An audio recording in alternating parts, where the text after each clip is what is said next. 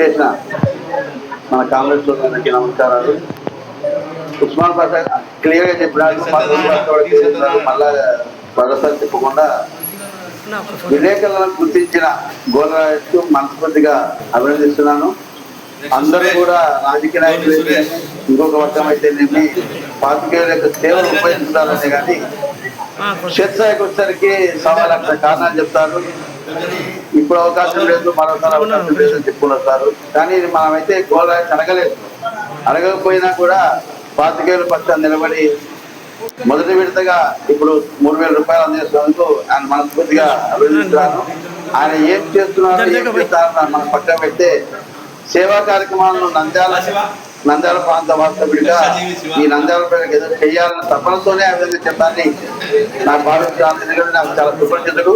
ఎందుకంటే వారి ఇంటి దగ్గరలోనే నేను చాలా సంవత్సరాలు నివాసం ఉన్నాను. చిన్న స్నేహితుడు కూడా అతను. బట్ నాకంటే చాలా చిన్నవాడు, మంచి స్నేహితుడు కూడా.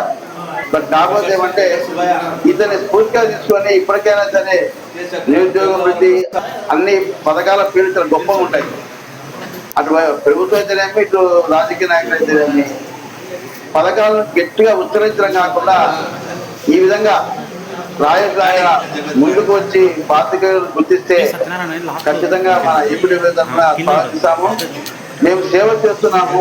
చివరికి ఏదన్నా ఈ కంపెనీ ఆపికేస్తున్నప్పుడు కూడా ముఖం చాటేస్తారు. ఇది చాలా దురదృష్టకర సంఘటన. ఇప్పటికే వైసీపీలో ఒక రకంగా ఉంటే టీడీపీలో ఇంకో రకంగా ఉంది. ఇదైతే ఇప్పటికైనా రాజకీయ నాయకులు కానీ వ్యాపారస్తులు కానీ మనతో సేవలు పొందేవాళ్ళు మనస్ఫూర్తిగా ఈ పాతికేయుల సేవలను గుర్తించాలని మనస్ఫూర్తిగా కోరుకుంటున్నాను. గోల్రాజుకి మరోసారి హృదయపూర్వకంగా కృతజ్ఞతలు తెలుపుతున్నాను.